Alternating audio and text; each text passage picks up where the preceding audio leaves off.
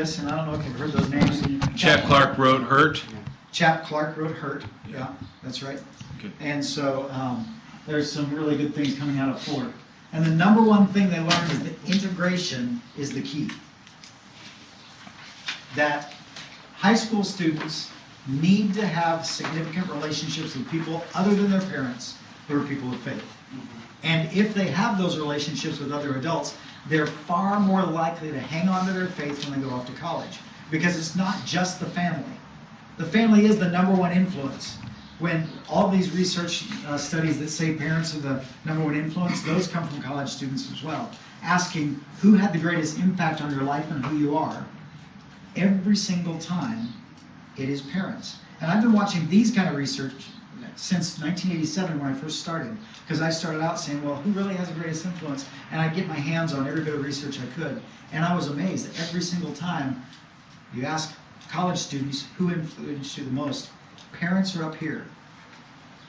Youth minister is down here about 8 to 10. Preacher or elder is below there somewhere. Just because they don't have those relationships. But between parents and youth minister was always someone like coach or Cub Scout leader or whatever, the people who are in my life other than my parents. Parents are number one, and whoever else, adults I had a relationship with, they were the greatest influence. So if these are Christian people who are not their parents but are in a relationship with these kids, and they feel integrated into the life of the church, then that's where the most influence comes from. Okay? So what I want you to think about is avoiding the one-eared Mickey Mouse. Now, let me explain that to you. This was an amazing finding for me. So this big circle is the church, right? Think big church if you want. The whole church together. This little circle is the youth group. And so you see where the one-eared Mickey Mouse comes from. When I first started reading this and hearing this, I thought, well, that's crazy. Nobody really does that, because what they were saying was, you can't have your youth group totally separated from the church. You can't do everything in youth group only and do all this stuff for the kids, because if that's all that's happening, when they graduate from youth group, they will graduate from church because there's no connection. And I was sitting here going, well, that's dumb. Whoever does that. We don't do that. It's one of the things in Churches of Christ that we do really well, because we don't separate our kids from the church all the time. I went to a Youth Specialties conference, and Youth Specialties is the largest training organization for youth ministry in the world, and they'll have at their conferences 2,000 to 4,000 youth workers from all over the world. And as I was working my stuff at Fuller, the last class I was taking was with Kara Powell, and I went with her to Youth Specialties to help present some of this stuff. And I was sitting in a room with probably 200 youth ministers from every stripe, every denomination, all over the world, listening to Kara Powell talk about sticky faith. And she said, the number one thing you can do is get your students into worship with adults. And everybody went, and I was like, what is the deal with this? And she said, so tell me, how many of you on a regular basis have teenagers in the corporate worship with adults at your churches? No hands go up. No way. And I said, then she said, how many of you have a separate youth worship and your families show up and the kids go to kids ministry, the teens go to teen ministry, and the adults go to adult ministry? All of these hands. And she said, the first thing you need to do is stop that.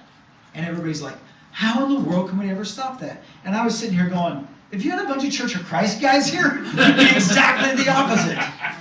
So we don't really have the one-eared Mickey Mouse going on in the sense that our kids are never with adults in worship. But the important thing that goes beyond just having them in the seats is having them integrated where they feel like they're a viable part of that. And they have relationships with the people in the room. And so really integrating them, we are miles down the road from community churches. And I challenge you to think about this, or ask anybody out there. I'm sure you've got big community churches, things that are going on around here. And sometimes I tend to get envious of what's going on. Look at that building that they've got. That's bigger than our church building, and it's just the junior high wing. Oh my goodness. And it drives me nuts. But then I walk over on Sunday morning and ask around, and these families really are taking off in different places. And so when these kids are graduating from high school, they don't understand, I don't want to go in the big church, that doesn't fit. I don't have a place to belong anymore, and it's really easy to walk away from faith. Wow. Because they've never kind of been there. That's the one-eared Mickey Mouse that we need to try to avoid. And so, as we move forward thinking about this, no wonder Mickey Mouse, we need to include teens in corporate worship in significant ways. That means they feel like they're a part of it. That means they are being trained and taught that if you're not here, we lose something really important. And you need to be leading prayers. You need to be passing communion. You need to be doing whatever those moments are that tell the congregation these people are important. We need to put them involved in corporate worship in significant ways. We need to develop rituals and ministry events where teens and adults have a shared experience. Okay, this is most often outside of Sunday morning. It happens in Sunday morning. If you have someone do communion meditation, periodically have a high school kid do that communion meditation. So it says to them, we trust you. You've learned to do this in youth group. Come do it here.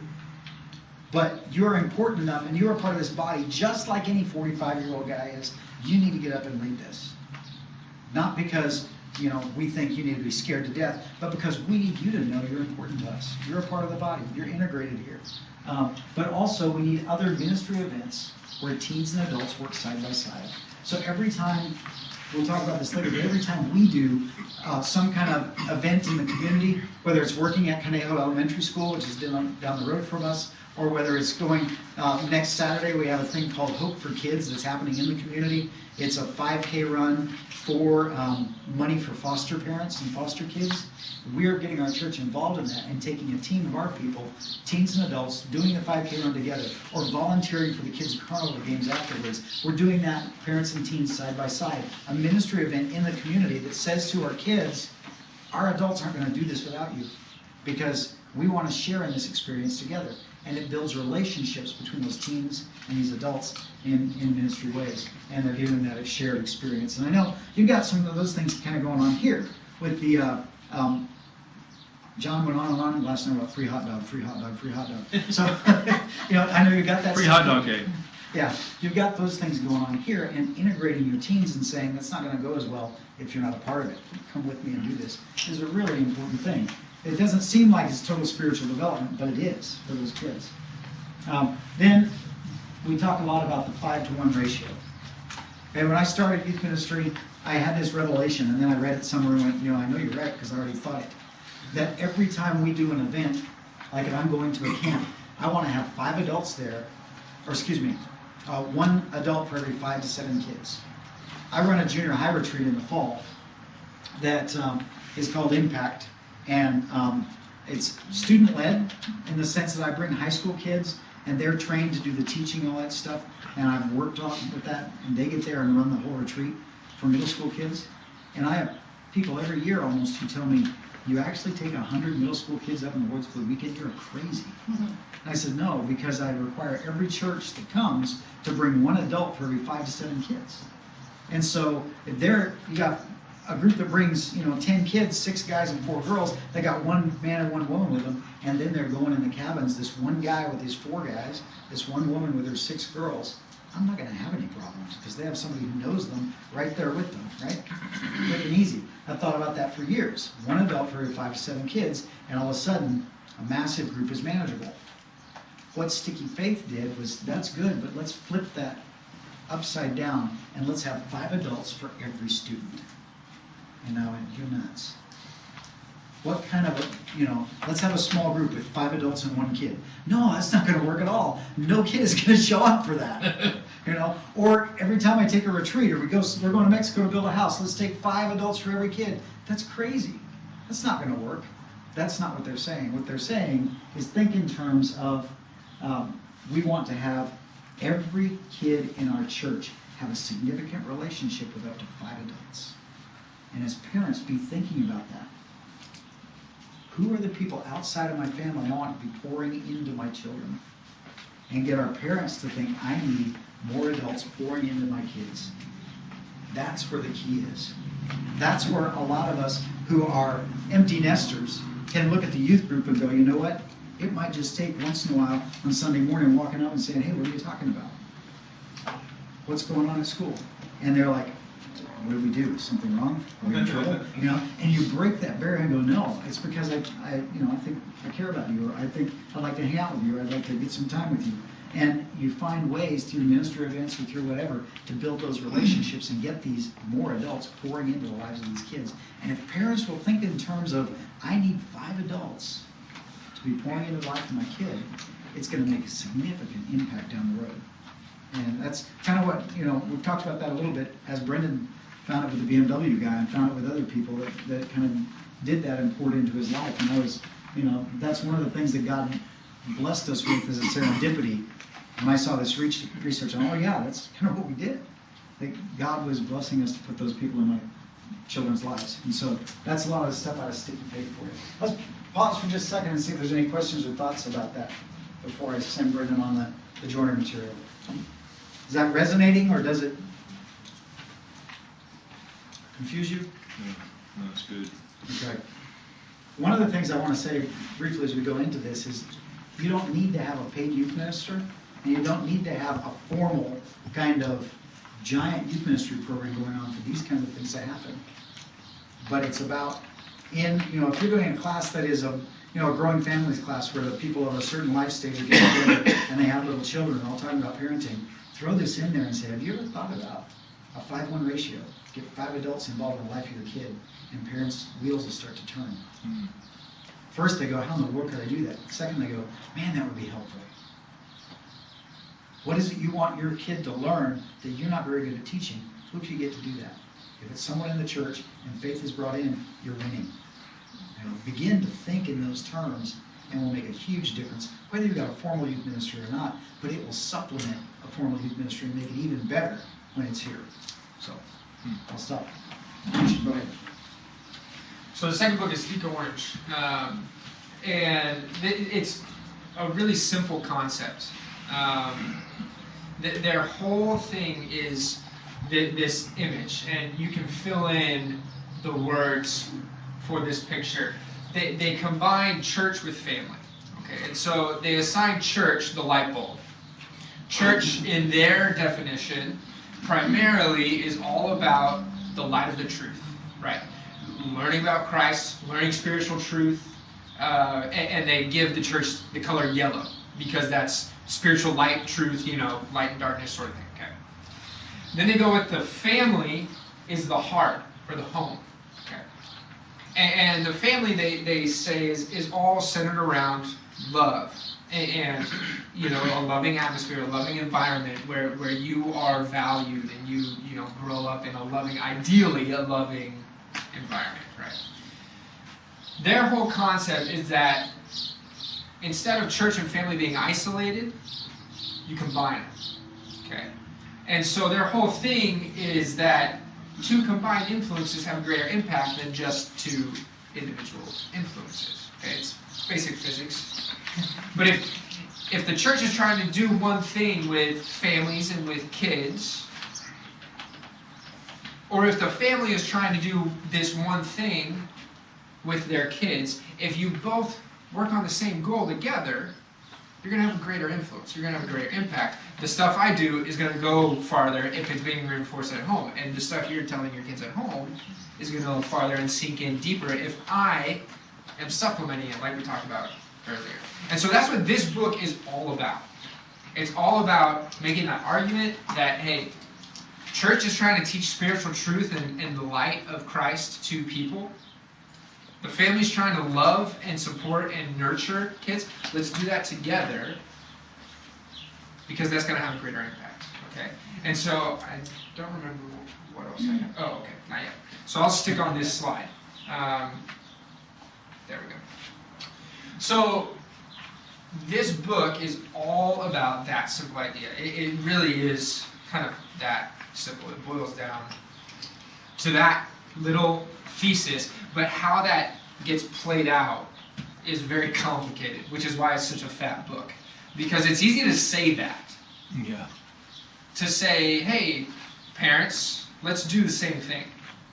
But when you've got 16 or 20 or 50 family units, how do you do that, right? And so they talk about in the book that, the easiest way to think about it is if the student ministry and the families can have one goal in mind, whatever that goal is for your specific context. Okay, and that's going to be different for each church, for each community. But for example's sake, just say the goal is to raise up mature Christian adults.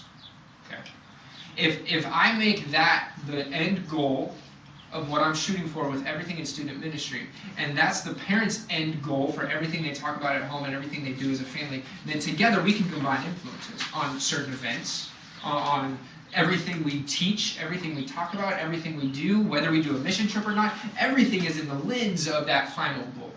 Okay? And the power in this is that when you can get families to buy in to a common goal, that church can buy into a common goal, where you sit down as you're crafting a new student ministry and say, okay, parents, what are some things that you want your kids to get out of this? What are some ultimate goals? We think big picture here. What does this church want for this student ministry? What is the end product? And if you can agree on that end product, then everything else kind of lines up with that in mind, right? And when we start crafting stuff for parents to do at home to reach that end goal, and I start crafting camps and mission trips and lessons to reach that end goal, then together we're a lot more streamlined, and we're moving in a common direction, as opposed to family pulling one way and church pulling another way, and we hope we both get them in that direction. That doesn't work as well as if we pull in the same direction. And so it's this whole concept of, let's get parents and churches on the same page here. Because we probably want the same thing when it comes to kids' faith. Or hopefully we do. And so if we can have a conversation to iron out all of that and get to a point where the parents are invested in that. And they say, yeah, I want what the church is trying to accomplish in my kid. And so I can give parents material like, hey, this is good. Talk about this with your kid over dinner or whatever. Or whatever is convenient for you. Here's some things you can do as a family. And here's some things that we're going to do in youth group. Here's some things that we do in children's ministry. And here's how you get involved. And here's how we bring other adults who don't have kids into the picture. And you tell all your adults who don't have kids, who are doing the 5-to-1 ratio, hey, this is the end goal. This is what we want, whatever that looks like in your context. Right? And so that whole book, the first chapter is basically explaining this simple concept, and then the rest of it, they're trying to put teeth to it to show, okay, this is how that might play out. This is how it might work. And to be honest, I've been trying to do this for the past 3.5 years. And in youth ministry, you kind of have to restart every single year, because I lose parents and I get new ones. And so I'm having this conversation constantly. And so there's some depression in this, because I never finish this. I never finish this. But the power is that, you know what, we're shooting for it together, though. And as your kid comes in as a 6th grader or a 7th grader, we're shooting consistently for the same things over their 7-8 years that they're in youth group. And it gets powerful when you do it from children's ministry all the way up. So that, you know what, yeah, we may never fully complete this. And that target may change every 5 to 10 years as our kids change and as our culture changes, as our context changes. But it gives me and a church and my student ministry and parents a powerful way to think about, okay, this is what's happening in youth group. This is what's happening in children's ministry. This is why it's important for us to get kids to go to camp. This is why it's important for us to have them hang out on those fun days with the other youth group kids. It's all about this. And so a piece of this is that, you know what, that book is really frustrating. Because it's really hard to implement that stuff to a T. And implement in a way that works for my culture and clicks really well with every single parent, because you know what, parents don't agree, and I don't agree with parents, and we constantly butt heads, and that's okay, because we're working this out. But it's important to start thinking about it in this context, in this framework of saying, hey, you know what, we are really a family of families, and so I want my family to do the same thing that the church is trying to do, and I want your family to try and work together with other families to create this shared goal, right? And so that's what Think Orange is all about. Does that make sense? Are there any comments or questions on that? It's a very frustrating book, but it's a good one. I'm sorry you're frustrated. I love that. Yeah. Brother, what you're talking about, I love Yeah. that. Yeah.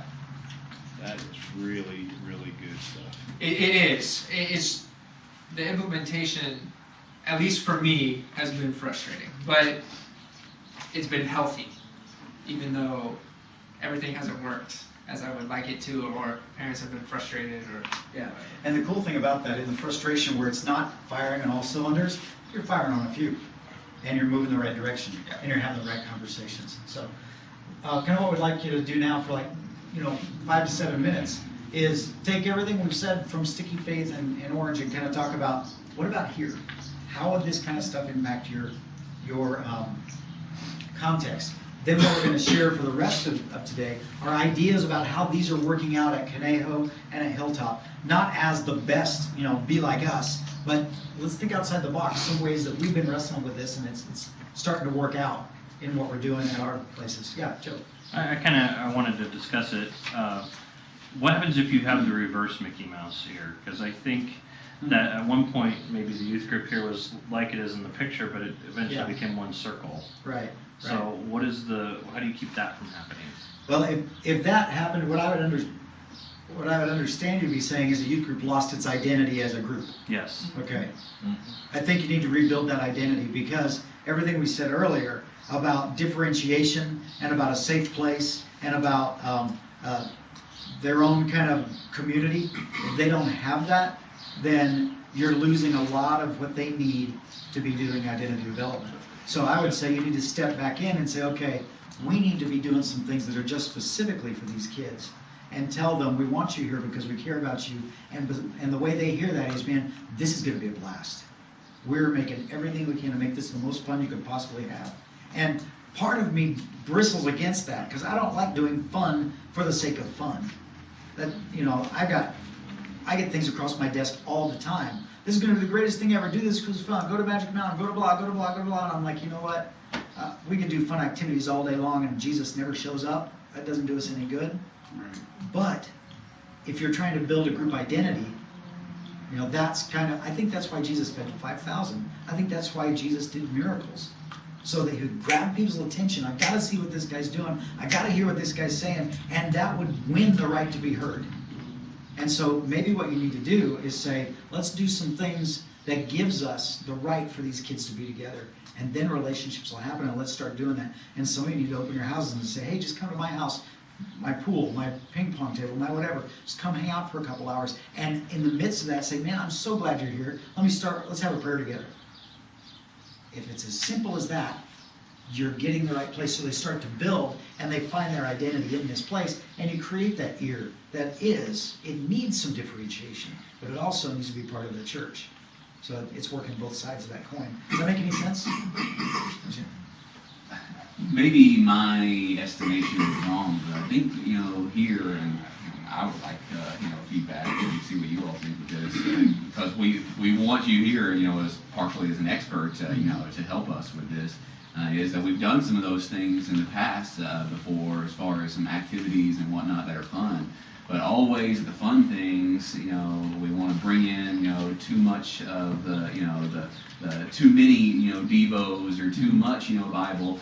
So the fun is outweighed those, fun things by the, serious things, Okay. And my question kind of thing is, at those fun things, do the serious things, you just have to let those things just happen kind of thing? Or do you plan for those things, which is what we've tried to do here, I think, in the past. We've planned, said, okay, we're going to go do this, but then we're going to have this half hour, 45 minutes, where, that's the price you have to pay the piper, for doing the fun things. And, maybe just do the fun things and then let that other stuff happen naturally, or, not even do the other stuff sometimes, just do the fun stuff, or, Right.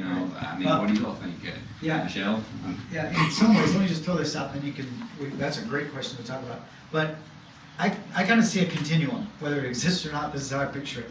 That on one end of the continuum is all this fun stuff just for fun. And believe me, I've told people before, the entire cast at Disneyland is on my ministry staff. because we're using that to build relationships with kids. And they've already put it all together. Let's not reinvent Disneyland. Let's go there and enjoy Disneyland together as a group. Okay? That's a good positive step for building and forming these relationships. But that's fun for the sake of fun, in the sense that we're just having a great time. Now, I'm not going to tell Disneyland, hey, let's turn the Matterhorn into a prayer bubble now, right? Okay? Please stop the ride. Let's all sit and pray. That's not going to happen, and it wouldn't be what you're there for. So that's on one end, all the fun stuff. The other end is really deep, intense Bible study, where you're talking about life issues and talking about things that are going on and really digging deep in the Word. Okay? But here in the middle is a whole continuum, and between deep Bible study and Sunday morning Bible class and devotional, and then the same group of kids doing some kind of service connected with adults, that are the same adults who took them to Magic Mountain or who took them to Disneyland, all of a sudden you've got this great fun stuff going on, and now we're serving together. And I had a great time at this person's house in their pool or playing ping pong or whatever, but now I'm at the local school doing whatever we're doing there. Like, we did a tree planting just recently, planted 40 trees around this local school. The school district paid for the whole thing, but called us to come plant the trees because they knew we did that stuff. We've got little kids to 70-year-olds out there planting trees together. And that's a Bible illustration of, man, for the next 20 years as those trees grow, we all know we did that together. And that's on that continuum where we need all of those things, because that's what builds and solidifies these relationships. And it wins the right to go to the devotional and get into one-on-one Bible study, because I already have a relationship with this person I've played with, laughed with, and worked with. And so this continuum, I think, works if we think about all of those along. Does that make any sense at all? Mm-hmm. Okay. Is that helpful, or did I miss your question? No, obviously sometimes you ask questions, for the benefit of others as well. I feel like I've kind of made some decisions on that in some ways in my family, but I want us all to be on the same page with this. Yeah. It's very important. So. Yeah. Well, Yeah. I don't know if you can make a rule as being set in stone, right? I mean, you gotta do it this way, this way, this way. Right. You kind of gotta, try it this way, and if that doesn't work, you kind of gotta try it Exactly. that way. Yeah. And kind of gotta mold it into your own thing, right? I mean, if everybody was cookie cutter and did this and this and this, I mean, Yeah. I don't think it's Yeah. easy at all. Yeah, but as a church, you've got to think in terms of what programs will drive us toward the right goal. Right. Because when you're dealing with a big group of people, you have to have a program, right? There's got to be something that you're doing. Yeah, I'm sorry. Well, no, I wanted to say that when I was in high school, I was involved with Trinity Club, a ministry on campus, and also Campus Life, Youth for Christ. Mm-hmm. And Campus Life, if you guys aren't familiar with it, it's a Christian organization where they try to, build up these kind of youth events and build them for Christ. And I was involved with kind of starting that group. Mm-hmm. We started out with 3 people. It was me and 2 other guys, and we met above a bakery, and we would just meet on Thursday evenings. But part of what happened was it was so hard getting people interested and ready to come. But after inviting people and then doing a fun thing at the beginning and then limiting our devotional to maybe, 10, 15 minutes, we began to build that cohesiveness. And then by the time I left high school, we had 60, 70 people in that group. Same for Trinity Club. We started out with, 20 people and grew it over to over 100 people, because you have to start with the small stuff first and then build onto it and build that cohesion. And I think something like that would, probably work well. But I think like with our youth group as it is now, I think we have too many kids, too many families, and you don't have that youth group identity. Mm-hmm. Youth group identity should be limited to, certain age groups, build it, and then have your consistency. We're going to meet every Friday. We're going to do something fun. And it's not going to be just worship and, we're going to talk about Christ and drill it in. You got to have that fun time. You got to build that cohesion first and then build on that as you go. Right. Yeah, and I think it's important. Everything you're saying is right. The thing that I always caution people about is don't ever fall into a bait and switch mentality. You know, we're not about doing fun things so a kid can come, then we make them sit down. Kids will see that and go, I just got manipulated, I didn't get loved. And so be upfront. This is a church. This is a Christian youth group. But this Christian youth group is going to have a blast. Like when Brendin, just recently, how many guys from your youth group on that weekend did you take paintballing? 3. 3 guys from his youth group went paintballing, but how many guys went total? Yeah, there are 12 of us. 12. So one of his friends showed up with 5, right? Yeah. 5 unchurched friends from school who said, paintballing for $5, I'm in. But what Brendin said to them was, this is a church youth group event, and if you're going with me, you're going with a believer in Christ. That means this is going to be a little different than most events. We're going out in the desert, we're blowing each other away, we're going to have a blast. But I'm doing this so that you will know who Jesus is. Okay? That's about as simple as it has to be on that entry level for these guys. They know what they're getting into. I'm going with a bunch of Christians out to the desert. Why would you do that? Because paintball's for $5. Oh, okay. I'll go. But he's not like, oh, these guys are fun to hang out with. Then he finds out down the road, you were Christians all along? And no, I'm not into that. You've got to be explicit. And there's no bait and switch in the middle of this. And I think that really makes it more powerful because they're kind of going Christians. They're the ones who don't like anybody and they complain all the time and hate gays, right? I don't care to be a part of that. Right. Like, no, let's give them a different picture. What it No, means. Christians like to shoot other people. They do. Yeah.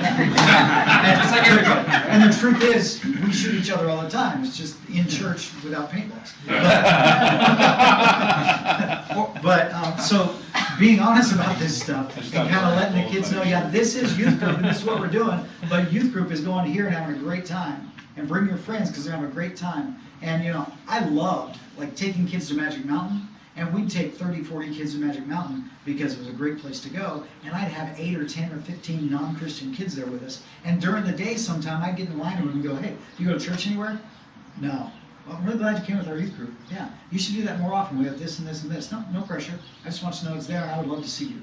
That's as deep as it goes. And they're like, wow, that guy's not a jerk. He's a Christian and he is interested in me. I'm winning. You know, Christ is walking in the cracks of that kid's life. And that's what it takes, those kinds of things. And then you move them along the way. That's the continuum I was talking about as you're carrying them along. But service, I think, is one of the keys that we quite often miss. Finding a way to serve and have fun together, teens and adults. Yeah. I think something that I've seen work is like when you allow them to have ownership. Like, for example, on Wednesday night, like, you know, there was one night that I could tell I totally went into it. I was like, okay, I'll give you guys the option. We'll have a Bible study, or we'll go out to the community and talk to people and ask them if there's something as Christians we can help them with. And they were like, throw down the Bibles, let's go, you know. And so we went, you know, and they were way out of their comfort zone, knocked on doors. Someone now getting baptized, like, off of us going around, like, asking people for their needs, you know. So, and that gave them ownership, and they were fired up off it. And it was a moment that I could never create on my own. Like, it was truly an act of God, you know. We had, like, a lock-in one time, just totally fun. Second time, we're going to do a lock-in. They're like, we want to study the Bible at this lock-in. I was like, okay. You know, but they had, you know, unchurched friends came, we studied the Bible, but it was from them. And so because, like, the decision to go out was from them, you know, they were getting ownership. All of a sudden, these things were way better to them. And then the other thing I've seen being here is the parents, you have to do something that includes the parents, I think, to get the momentum going. If the kids aren't intrinsically excited about coming out, you have to, you know, the events we've had have been most successful. Oh, let's go up in the mountains and throw snowballs at each other, go sledding, you know, and the parents bring them. All of a sudden, we got a ton of kids in this, like, quasi-youth group that wasn't really a youth group, but because the parents wanted to go, kids came, and it created something. Yeah. So it has to have both ends. There's got to be times where it's just these kids, so they develop that group that is theirs, and that group identity where they can work on all these identity issues with their peers that are believers. And then they also need to have connections with adults, so they're not one-eared Mickey Mouse. That's a balance that you have to intentionally think about, talk about, and work at. Okay? Let's take a few minutes. If there are no more questions for the group, I want you to just, you know, find somebody and wrestle through this stuff. Say, what would our next steps be? We'll get some of that later on today for you, but I want you to kind of start right now. Then we'll jump into what we're doing and tell you some of the crazy things that we're Write down the question on the board. Write down on the board the question you want us to talk about. Please. Okay. Okay, so from what we've heard, let's just do this.